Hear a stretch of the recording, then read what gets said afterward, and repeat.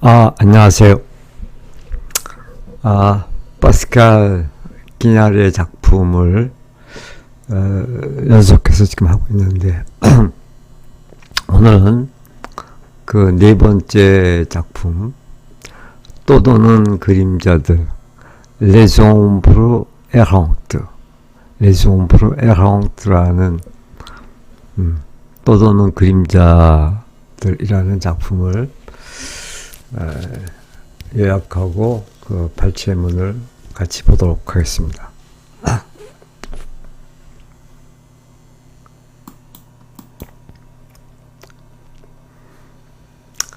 자, 이 작품에 대해서 간략하게 좀 요약을 해보자면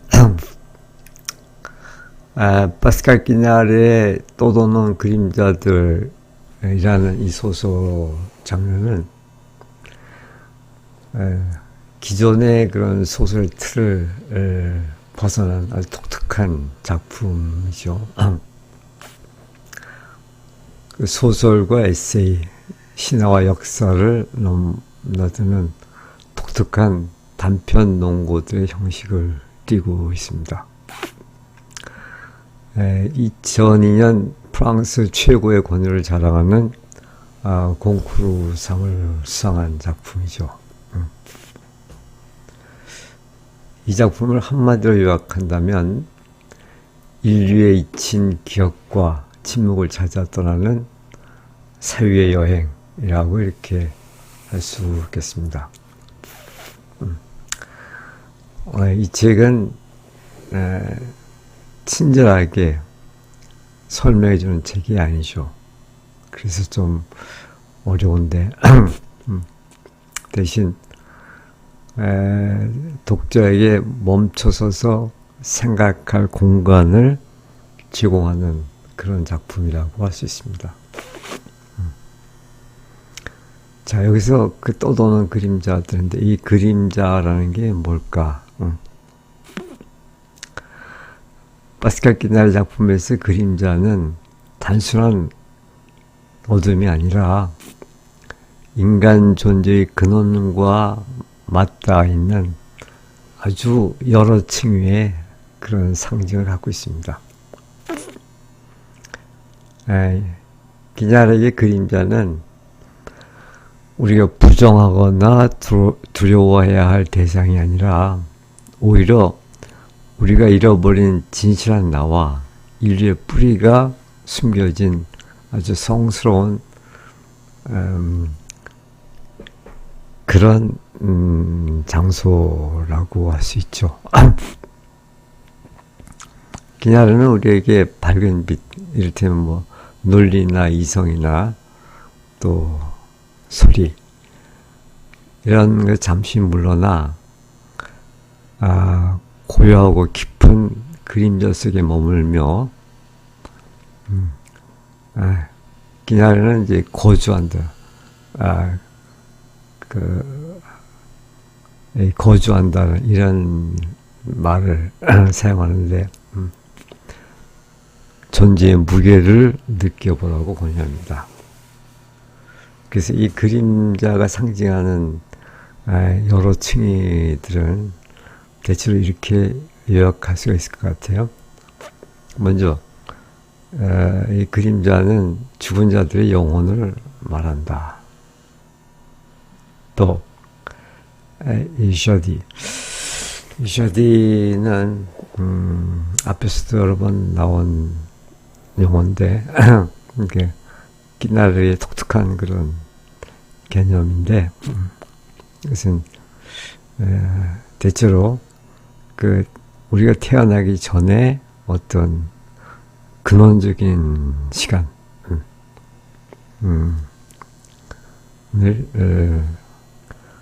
이 그림자가 상징한다고도 볼 수 있습니다. 또 언어적 차원에서는 언어 이전의 침묵의 상태, 그걸 그림자로 상징하기도 하고, 또 그 지워진 자, 그러니까 나라는 정체성이 사라진 그런 그 본원적인 자아의 모습을 또 그림자라고 이렇게 얘기도 합니다. 또 때로는 그 삶을 완성하는 마지막 마침표, 말하자면 죽음이죠, 죽음. 또 죽음을 상징하기도 합니다. 그래서 이렇게 다양한 층위의 그런 상징을 갖는 그런 말이 이제 그림자입니다.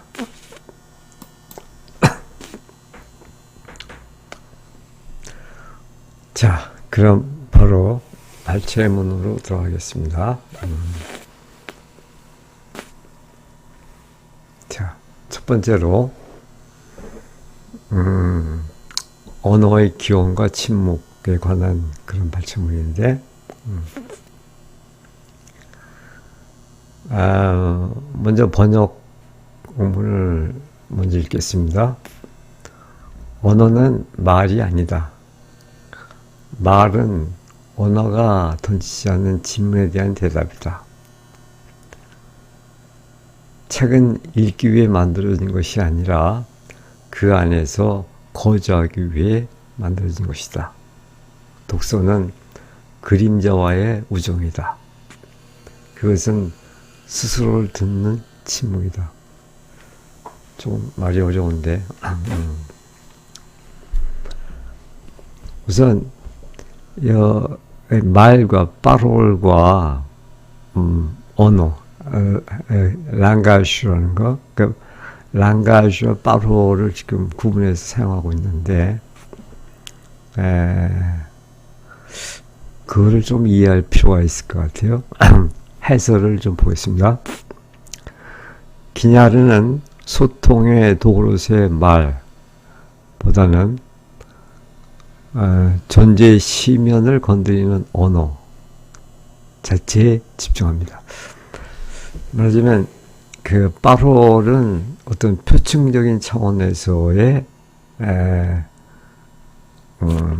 그런 언어를 말한다면은 이 랑가슈 여기서 언어라고 번역된 이 랑가슈는 보다 심층적인 차원을 얘기합니다.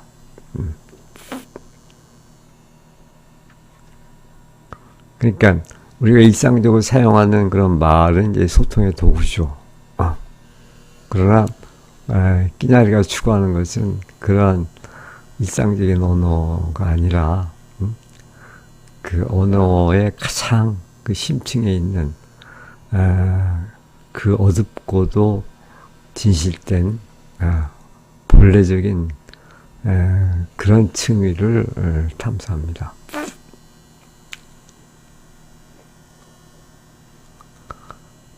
조금만 더 보면은 모든 소통하는 도구는 언어이다.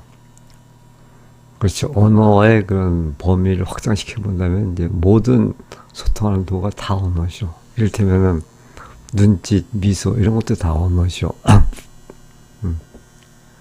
그러니까 말은 언어가 던지지 않은 질문에 대한 대답이 될 수 없다. 라는 말은 좀 말이 어려운데, 이걸 뒤집어서 얘기하면은 말은 언어가 던지는 질문에 대답이 될 수 없다.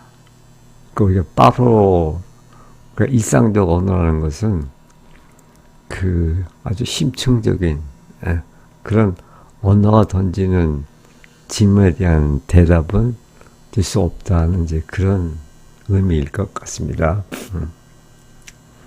우리가 일상에서 사용하는 명확한 말들이 실제로는 존재의 근원적 언어가 가진 그 신비와 모험을 다 가리고 훼손하고 있다는 그런 역설적인 비판이라고 볼 수 있습니다. 그 다음에 그 책, 거주지로서의 책, 그는 독서를 타인과의 대화가 아닌 자기 내면의 그림자와 만나는 고독한 행위로 정의합니다. 그는 우리에게 책을 읽지 말고 책을 읽는 것이 아니라 그 속에서 길을 잃고 그 책 속에서 살아보라고 이렇게 권유하고 있습니다. 이제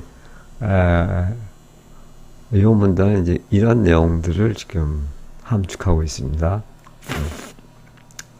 자, 그러면 원문을 보겠습니다. Le langage n'est pas la parole. langage는 parol이 아니다. 그래서 이 langage는 언어라고 번역했고 parol을 말이라고 이렇게 번역을 했는데 그러니까 언어는 말이 아니다. 말과는 다른 것이다. La parole est la réponse à la question que le langage ne pose pas.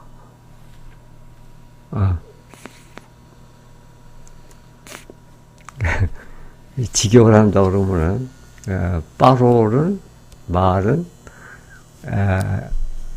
이러이러한 질문의 대답이다. 어떤 질문이냐면 le langage ne pose pas. 그 랑가주가 제기하는 그런 질문. 랑가주가 제기하지 않는. 그러니까 랑가주가 언어가 제기하는 그런 질문에 대한 대답이 될 수 없다 이런 뜻이죠. 좀 표현이 약간 꼬인 것 같아서 좀 어려운데 그런 뜻입니다. 다시 얘기하면 이제 파로이라는 것은 우리가 일상적으로 쓰는 그 말이라는 것은 그런 언어가 제기하는 그런 질문에 대한 대답은 되지 않는다 이런 얘기죠. 그러니까 랑가주는 훨씬 더 그 심층적인 언어를 얘기하는 겁니다. 본질적인 언어. 그다음 Les livres ne sont pas faits pour être lus. 이제 책에 대해서 얘기하는데, 그래서 책이라는 것은 ne sont pas faits 만들어진 게 아니다. pour être lu. 읽혀지도록 être lu. 리드 동사죠. 읽혀지도록 만들어진 게 아니다. 그러니까 읽기 위해서 만들어진 게 아니다 이 말이죠. 그럼 뭐냐? Ils sont faits pour être habités. habité가 어디에 살다 거주하다 이런 뜻인데,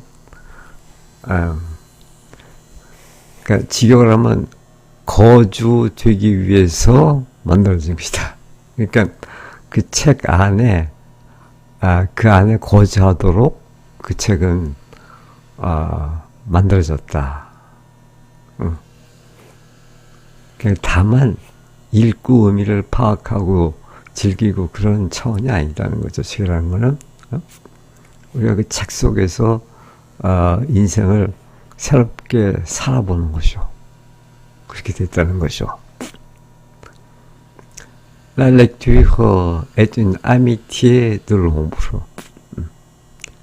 그러니까 lecture, 독서라는 것은 ombre, 그림자, 그림자의 우정이다, 친구다. 이제 이 ombre가 말하자면 이 그림자가 이 언어가 랑가주가 갖고 있는 그 세계가 ombre죠. 그러니까 당연히 독서는 그림자와의 우정이다.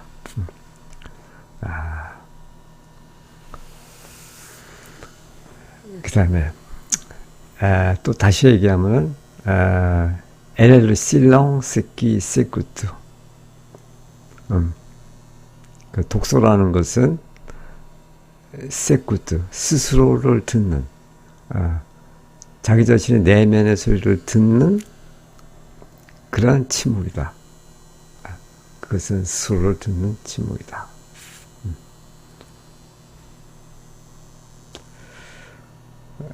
다시 한번 읽겠습니다. 언어는 말이 아니다. 말은 언어가 던지지 않은 질문에 대한 대답이다.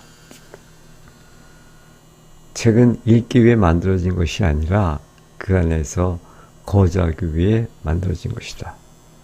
독서는 그림자와의 우정이다. 그것은 스스로를 듣는 침묵이다. 이 말이 조금 어렵긴 한데 그래도 충분히 이해될 수 있을 것 같아요. 그 다음에 두 번째로 가서 그래서 이제 그림자에 대해서 얘기하는데 그래서 이제 역사적 신화적 측면에서 이제 그림자를 지금 얘기합니다.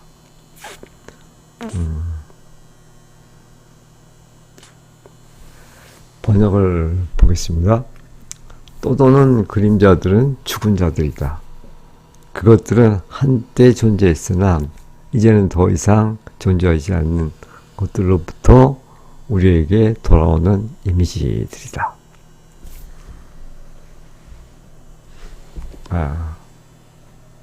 이제 그것들은 이제 그 이미지들은 아무것도 요구하지 않고 그저 출몰할 뿐이다.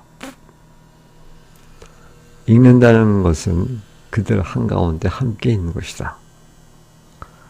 그것은 과거가 죽은 것이 아니라 우리를 바라보고 있음을 받아들이는 일이다.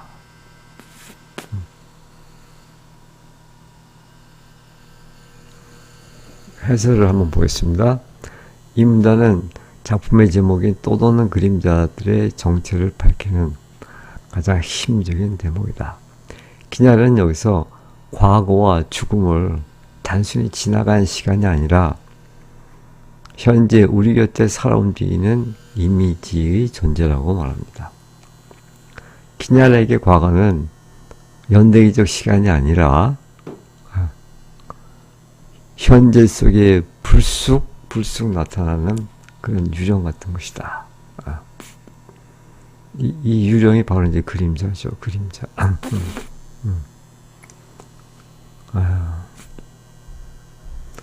그래서 우리 주위에는 늘 이런 유령 같은 그림자들이 떠돌고 있다는 것이죠. 번역을 보겠습니다. 원문을 보겠습니다. Les ombres errantes sont les morts. 그러니까 떠도는 그림자들은 죽은 자들이다. 그러니까 죽은 자들의 그 영혼이 계속 떠도는 거죠. 우리 주위에. Ce sont les images qui ne reviennent de ce qui a été et qui ne sera plus. 그것은 다음과 같은 그런 이미지들이다. nous reviennent de 어디로부터 우리에게 다시 돌아오는 어디로부터 ce qui a été 과거에 있었으나 et qui ne sera plus 미래에는 더 이상 존재하지 않는 그런 것.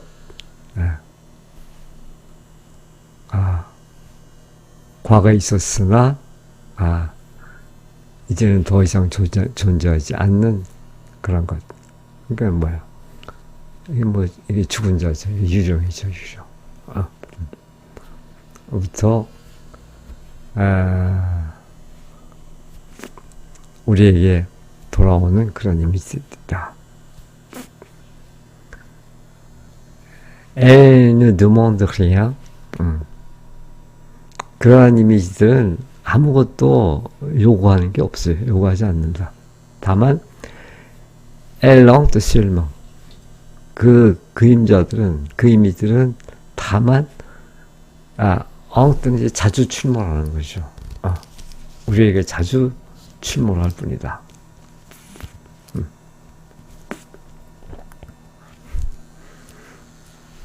떠도는 그림자들은 죽은 자들이다. 그것들은 한때 존재했으나 이제는 더 이상 존재하지 않는 것들로부터 우리에게 돌아오는 이미지들이다.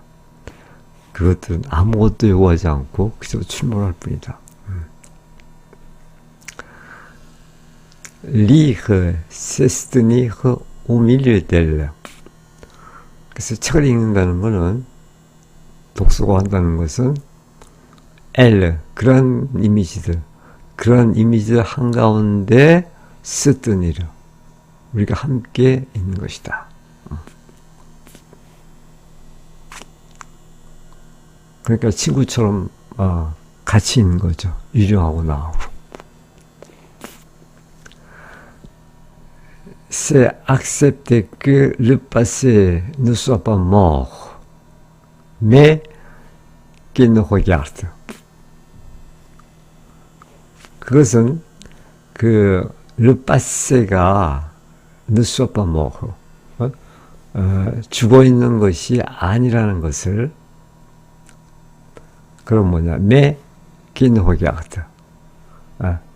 일련은 le passé지. 그 과거는 항상 우리를 바라보고 있다는 것을 우리가 accept하는 거다.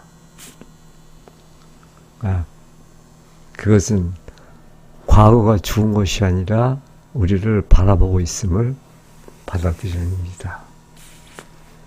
다시 한번 읽겠습니다. 떠도는 그림자들은 죽은 자들이다. 그것들은 한때 존재했으나 이제는 더 이상 존재하지 않는 것들로부터 우리에게 돌아오는 이미지들이다. 그러니까 여기서 얘기하는 그 그림자라는 것이 어떤 것인가를 지금 얘기해 주는 거죠. 그것들은 아무것도 요구하지 않고 그저 출몰할 뿐이다. 읽는다는 것은 그들 한가운데 함께 있는 것이다. 그것은 과거가 죽은 것이 아니라 우리를 바라보고 있음을 받아들이는 일이다.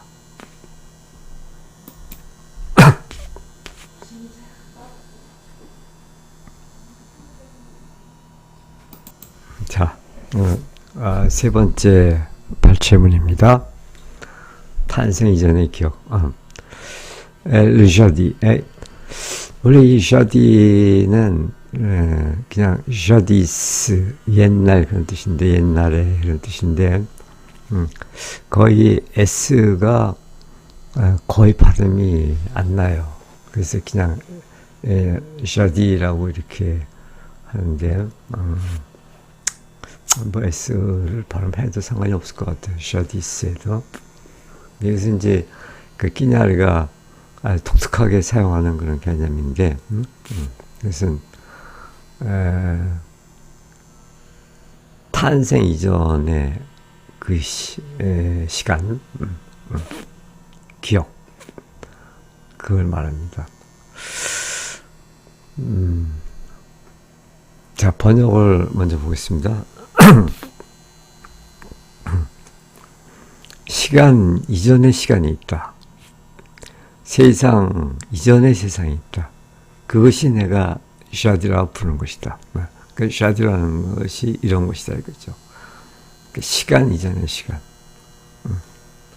또 세상 이전의 세상.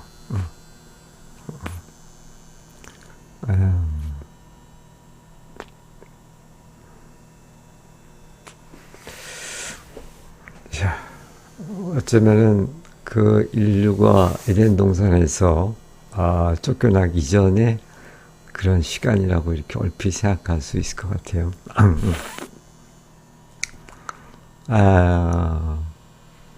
우리는 한 번도 가본 적 없지만 우리가 거기로부터 나온 기원의 장소, 근데 거기를 우리 가본 적은 없죠. 그러나 우리는 거기서 나온 게 틀림없죠. 우리가 거기로부터 나온 기원의 장소에 대한 향수를 품고 산다.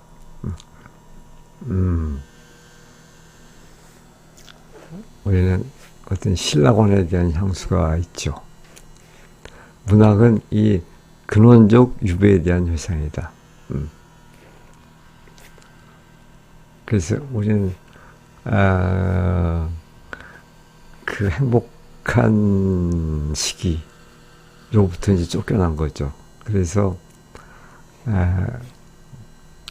그곳을 늘 그리워하고 그렇죠. 그러니까 문학은 이러한 그런 근원적 유배에 대한 회상, 기억이다.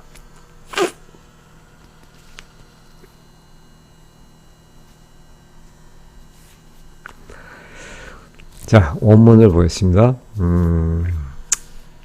Il y a un temps avant le temps. 시간 이전의 시간이라는 게 있다. Il y a un monde avant le monde. 세계 이전의 세계가 있다. C'est ce que j'appelle le jeudi. 그것이 내가 jeud이라고 부르는 그것이다. Nous portons, nous, la nostalgie d'un lieu où nous n'avons jamais été, mais dont nous sommes issus. nous portons, 우리 내면에, la nostalgie, 어떤 그 향수, 노스탈지를 품고 있는데, nostalgie d'un lieu. 우위한 이러이러한 그 장소에 대한 향수를 갖고 있다.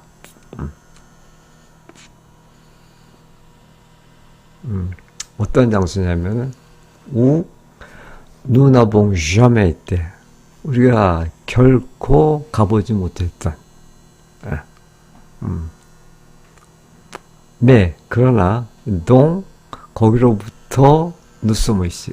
우리가 태어났다. 거기로부터 우리가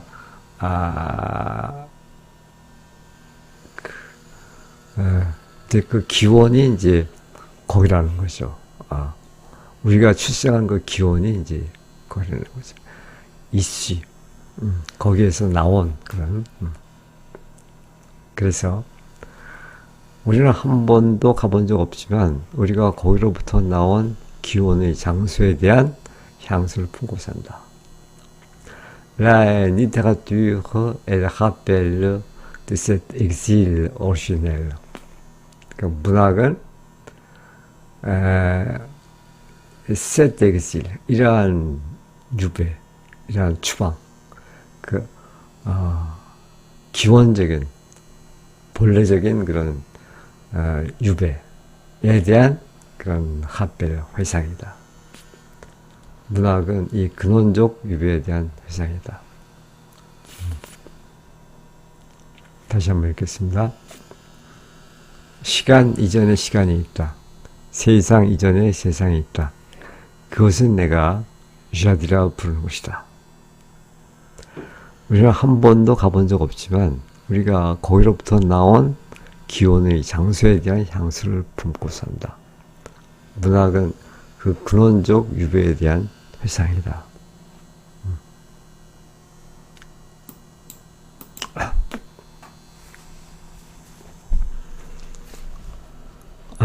그 다음에 네 번째 발췌문입니다. 여기서 이제 이 작품에서 보여주는 그런 파편적 글쓰기에 대한 얘기인데, 자, 먼저 번역을 한번 읽겠습니다. 사유는 논리적 체계가 아니라 일련의 번득임이어야 한다. 우리는 진리를 소유하고 있는 것이 아니라 진리에 의해 관통당할 뿐이다. 파편적으로 글을 쓰는 것은 세계의 불연속성을 존중하는 것이다. 그것은 바람이 지나갈 수 있도록 구멍을 남겨두는 일이다. 명료함은 때때로 두려움이 만든 환상이다.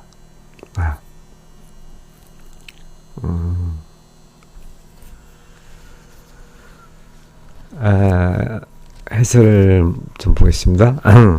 이 문단은 기나리가 왜 일반적인 소설의 구조를 버리고 파편이라는 형식을 선택했는지 보여주는 그게 문학적 방법론이라고 할 수 있습니다. 그는 진실이 선형적인 문장이 아니라 이것이 이제 그 전통적인 기존의 그런 소설 형식이겠죠. 흩어진 파편들 사이에 여백에서 발생한다고 믿습니다. 그렇죠. 그래서 이 작품을 보면은 이런 파편적인 그런 문단들이 이렇게 쭉 나열되고 전개가 되죠. 그는 논리적으로 완결된 그런 체계를 일종의 기만이자 폭력으로 간주합니다.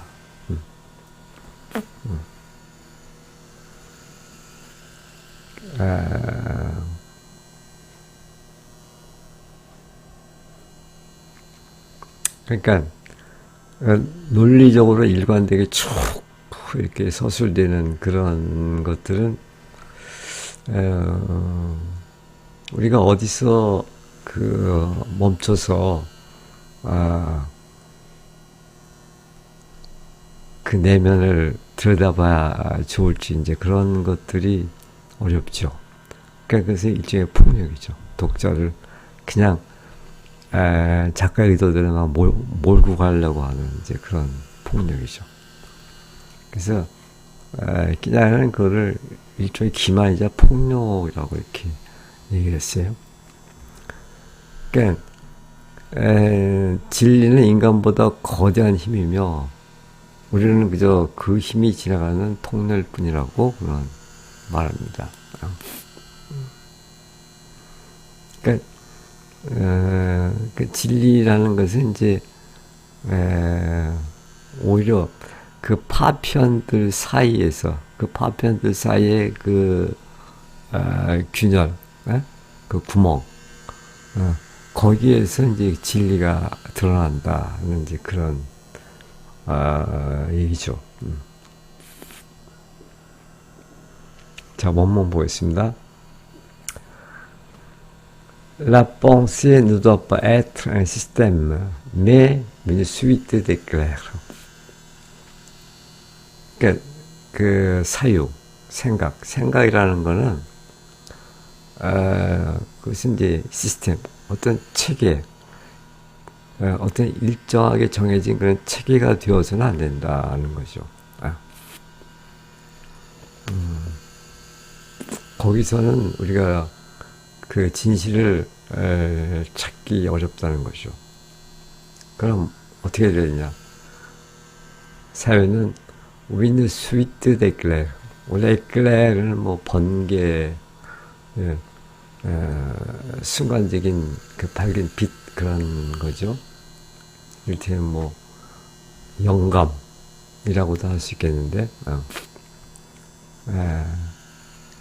그러니까 une suite d'éclairs, 일련의 번득이 미화된다.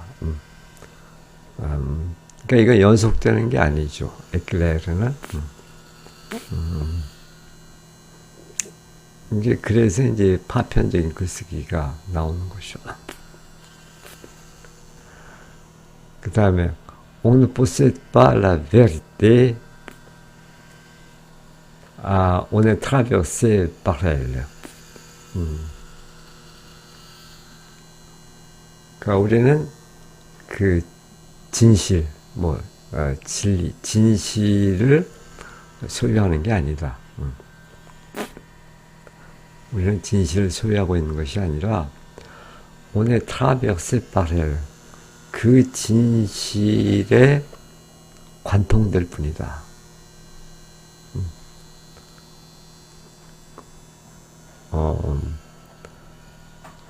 그렇죠. 우리는 진리를 소유하고 있는 것이 아니라 그 진리에 의해 관통당할 뿐이다. 조금 어려운데.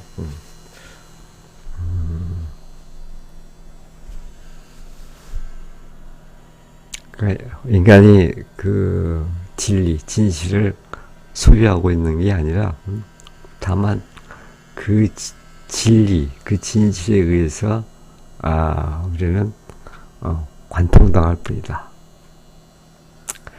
Écrire par fragments, c'est respecter la discontinuité du monde. 글쓰기, écrire, par fragment. fragment이지 조각, 단편 이런 뜻인데,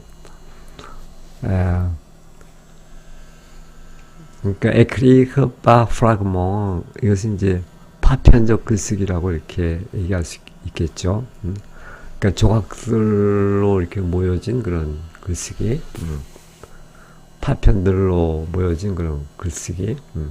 이것은 c'est respecter la discontinuité. discontinuité가 이제 그 불연속이죠.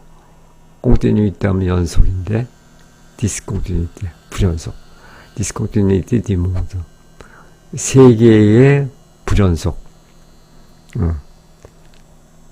세계라는 것이 그렇게 논리적으로 연속해서 이루어진 그런 게 아니다라는 거죠.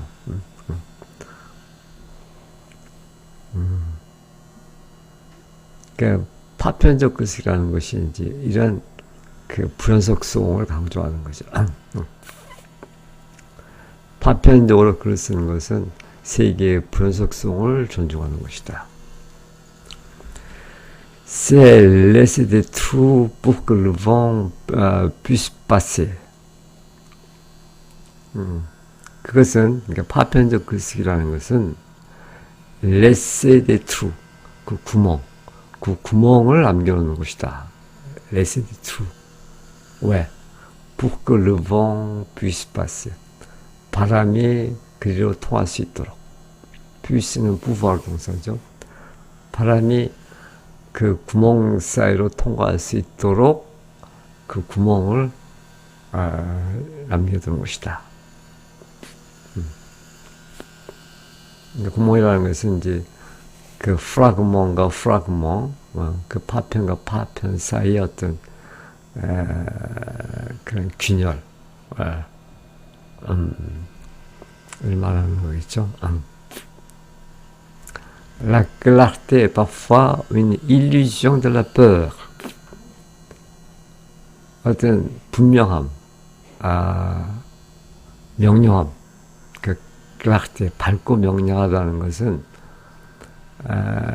때때로 parfois une illusion de la peur, 두려움의 환상이다. 두려움이 만들어낸, 우리는 그 두렵기 때문에 그런 환상을 만들어낸다는 거죠.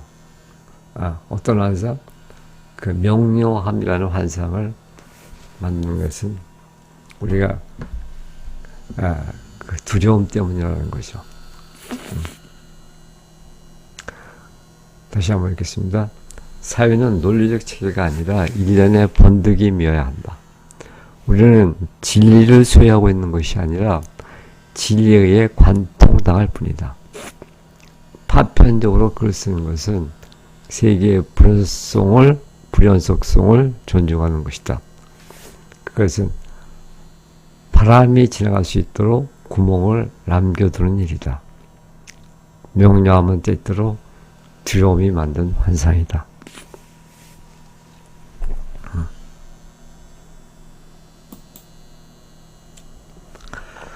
그 다음 5번째 발치문입니다. 사랑은 자아의 소멸이다. 번역 읽겠습니다. 사랑한다는 것은 타자의 시선 속에서 자신의 정체성을 잃는 것이다. 그것은 자신이 지워지는 것을 받아들이는 것이다. 사랑은 이름 없이 태어나는 자발적 죽음의 한 형태이다. 사랑하는 연인들은 방의 어둠 속에서 뒤섞이는 그림자들이다.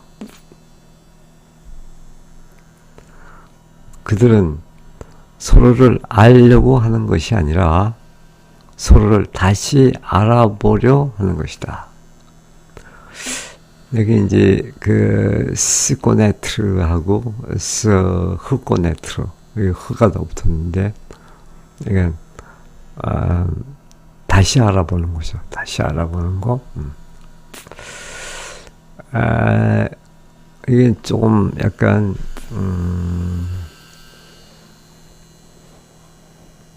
약간의 해설이 좀 필요할 것 같아서 이렇게 좀 상세하게 해설을 적어놨는데,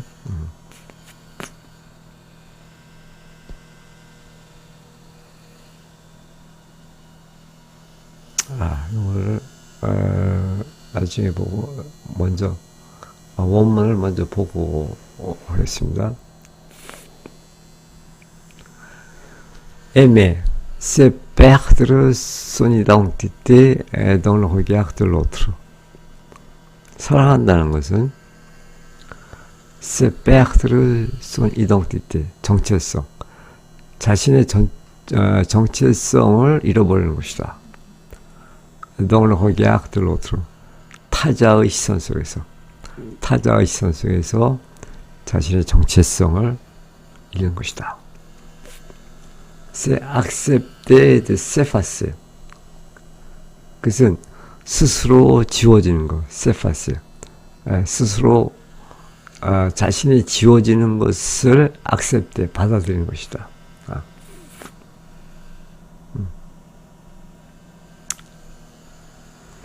그래서 l'amour est une forme de mort volontaire. 그러니까 사랑은 mort volontaire, 자발적인 죽음이죠. 자발적인 죽음의 한 형태다.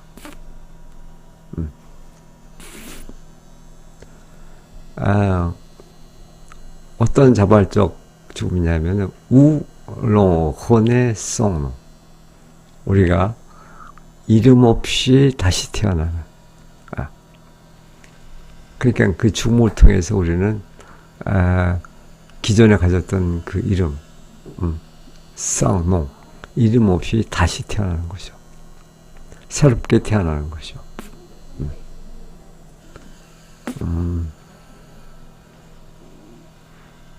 사랑은 이름 없이 다시 태어나는 자발적 죽음의 한 형태이다. Les amants sont des ombres qui se mêlent dans l'obscurité d'une chambre.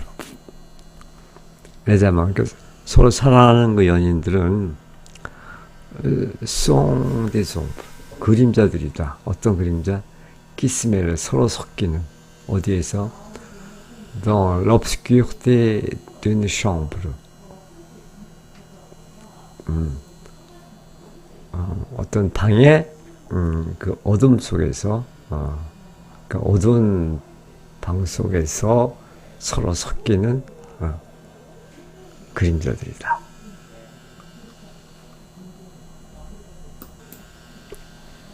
연예인들은 방의 어둠 속에서 뒤섞이는 그림자들이다. Il ne cherche pas à se connaître, mais à se reconnaître. 그들은 se connaître 하는 게 아니다. 서로를 알려고 이렇게 하는 게 아니다. 뭐냐? se reconnaître. 다시 재인하는 거. 다시 알아보는 거. 그러니까 스코네트는 이제 새롭게 어떤 지식을 획득하는 거고, 스호코네트는 기억을 환기시키는 거죠. 그래서 그들은 서로 알려고 하는 것, 지식을, 뭔가 어떤 지식을 추구하는 게 아니라, 이미 예전에 서로를 알고 있었는데 잃어버렸다가 다시 그것을 기억해 다시 알아보려고 하는 것이다.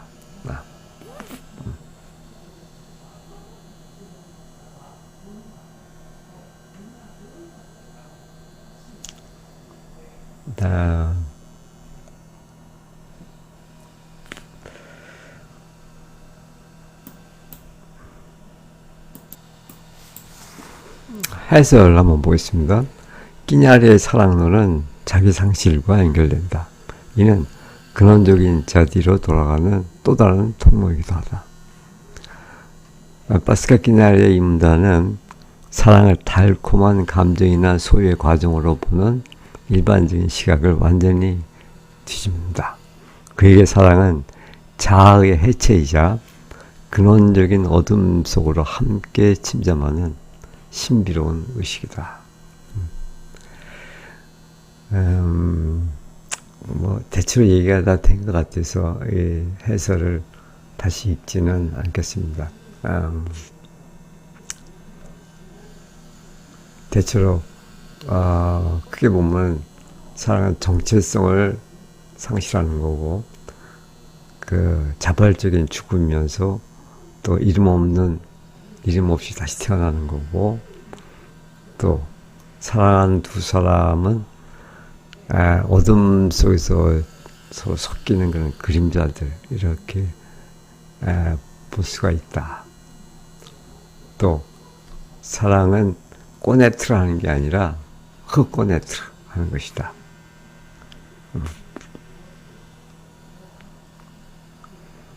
요약만 한번 보겠습니다. 사랑이라는 탈출구. 끼냐에게 사랑, 이기적인 욕망의 충족이 아니다. 그것은 나라는 감옥에서 탈출하여 언어와 이름이 생기기 전에 태초의 침묵으로 함께 돌아가는 것이다. 그는 연인들이 서로의 조건을 탐색하는 것이 아니라 서로의 그림자 속에 숨어있는 근원적인 고독을 알아보고 조응할 때 진정한 사랑이 완성된다고 말한다.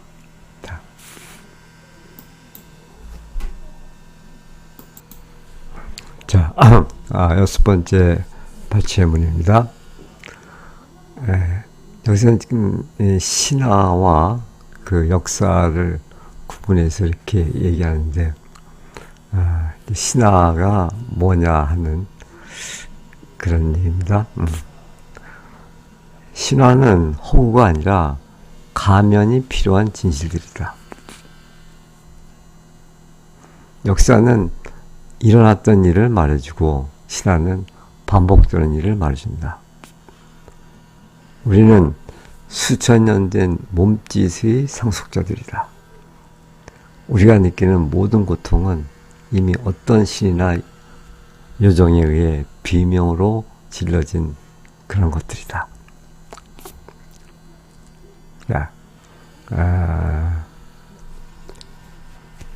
신화는 허구가 아니라 가면이 필요한 진실이다.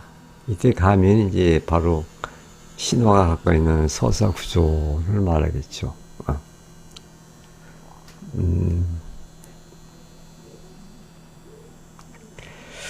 자, 해설 한번 보겠습니다.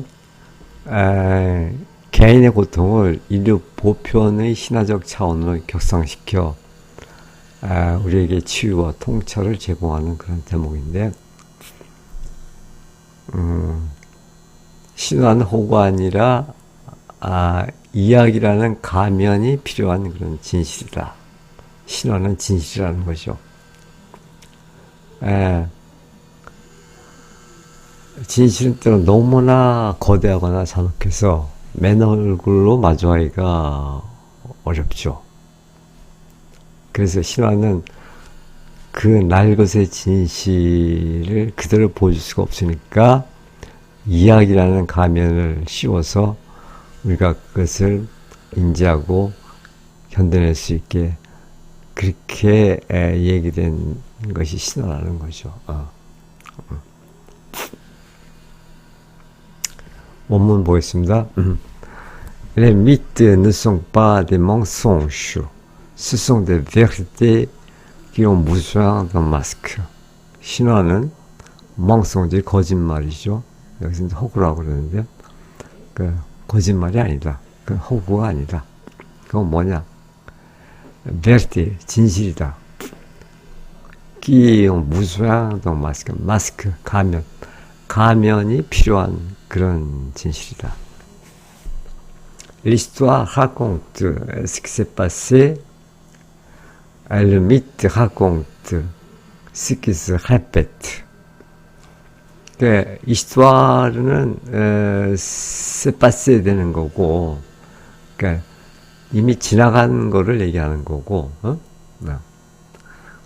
미트 신화는 ce qui se répète 반복되는 것, 반복되는 것을 이야기한다. 그러니까 신화는 그냥 한번 지나가는 게 아니라는 거죠. 끊임없이 반복된다는 거죠. Nous sommes les héritiers de gestes millénaires. 그러니까 수천 년 동안의 그런 몸짓을 전수받은 그런 액티, 상속자들이다.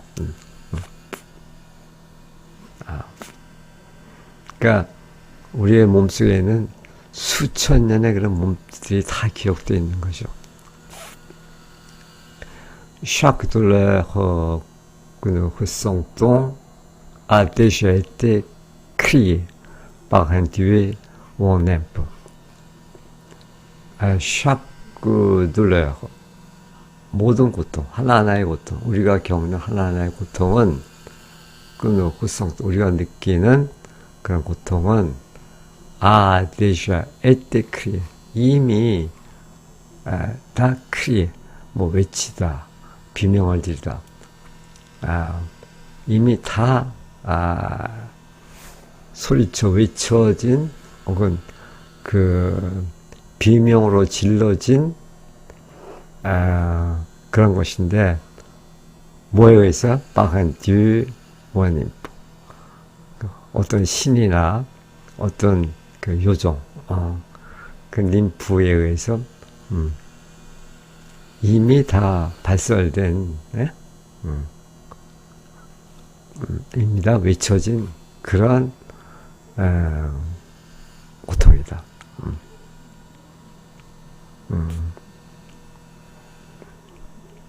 그렇죠.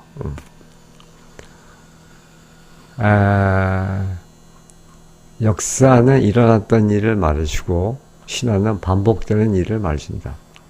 우리는 수천 년 된 몸짓의 상속자들이다.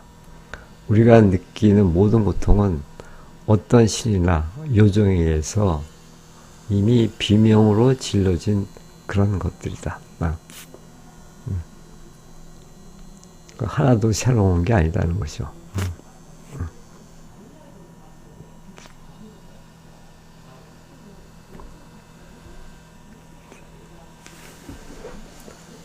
신화는 허구가 아니라 가면이 필요한 진실이다. 역사는 일어났던 일을 말해주고 신화는 반복되는 일을 말해준다. 우리는 수천 년 된 몸짓의 상속자들이다. 우리가 느끼는 모든 고통은 이미 어떤 신이나 요정에 의해 비명으로 질러진 그런 것들이다.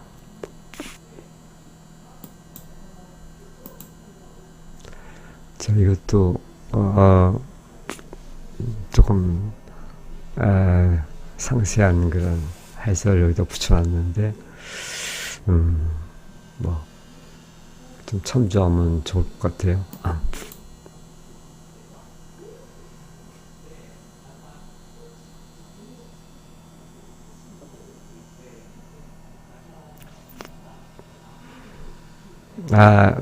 요 마지막만 한번 읽어보겠습니다. 끼냐라에게 신화는 죽지 않는 과거입니다. 역사는 지나가 버리지만 신화는 우리의 육체와 감정 속에 살아서 움직인다. 끼냐는 우리가 책 속에서 신화를 만날 때 그것을 단순한 옛날 얘기로 치부하지 말고 지금 나를 대신해 비명을 지르고 있는 나의 그림자로 받아들이라고 조언합니다. 이것이 바로 역사학자면서 동시에 신화적 상상력을 글쓰기의 중심에 두는 이유라고 합니다.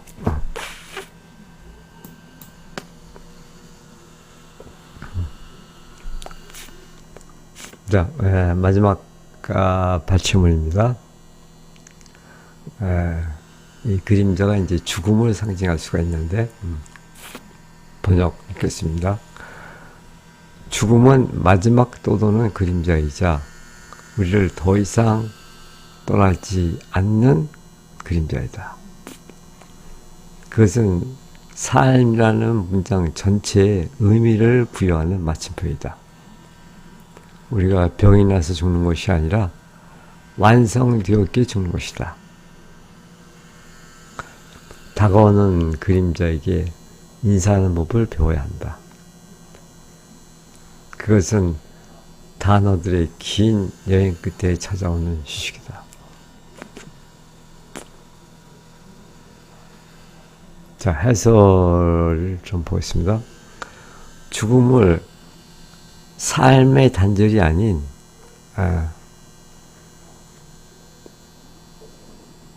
문장의 마침표처럼 필연적이고 아름다운 갈무리로 묘사하여 독자에게 평온한 통찰을 줍니다. 그렇죠. 우리가 문장에서 최종적으로 이제 마침표를 찍어야 그 문장이 이제 그 진정한 의미를 갖게 되죠. 그런 거 같다는 거죠, 죽음이.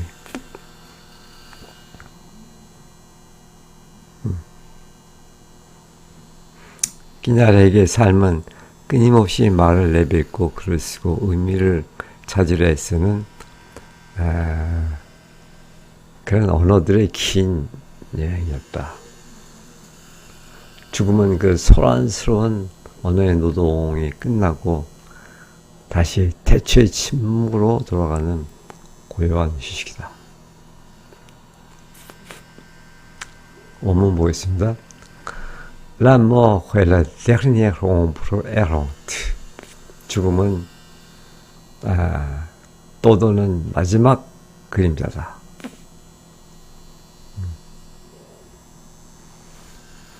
우리에게는 수많은 떠도는 그림자들이 같이 있는데 죽음은 그 마지막 그림자라는 거죠. Celle qui ne quitte pas, quitte plus. 그것은 더 이상 우리를 떠나지 않는 그런 그림자다 이거죠. 더 이상 우리를 떠나지 않으니까 그 그림자와 내가 하나가 된 거죠. 일치된 거죠. Elle est le point final qui donne sens à toute la phrase de la vie. 그 죽음이라는 것은 point final, 마침표다. 어떤 마침표? qui donne sens, 의미를 부여하는 뭐에? à toute la phrase de la vie. 우리 생이라는 삶이라는 문장 전체에 삶이라는 toute la phrase 문장 전체에 의미를 부여하는 그런 마침표 같은 것이다. 그것은 삶이라는 문장 전체에 의미를 부여하는 마침표다. Nous ne mourrons pas parce que nous sommes malades, nous mourrons parce que nous sommes finis. Nous ne mourrons pas. 우리는 죽는 게 아니다. parce que nous sommes malades. 우리가 병이 나서 죽는 게 아니다. 우리가 병 때문에 죽는 게 아니다. 그럼 뭐냐? Nous mourrons parce que nous sommes finis. 우리가 완전히 끝났기 때문에. 우리가 완성되었기 때문에 우리는 죽는 것이다. 그 죽음이 엄청난 그 긍정적인 의미를 지금 부여하는 거죠.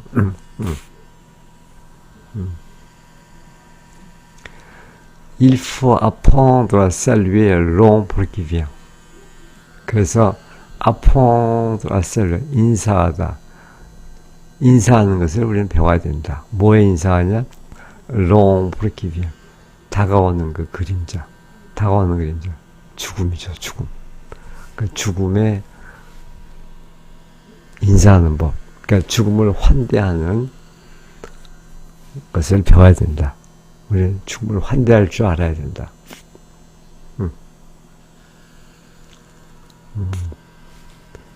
Elle est le repos après le long voyage d'amour. 그것은 그 단어들의 긴 여행,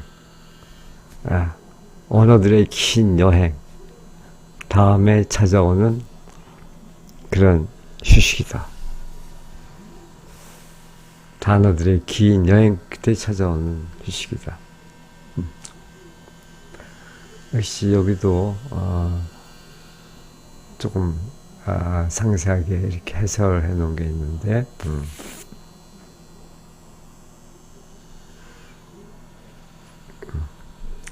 대체로 좀 얘기가 된 것 같아서 그냥 넘어가려고 합니다.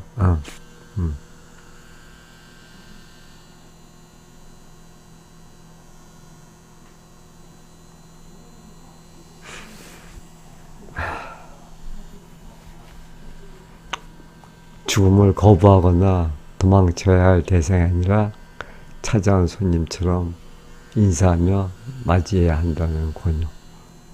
죽음을 환대해야 된다는 것이죠.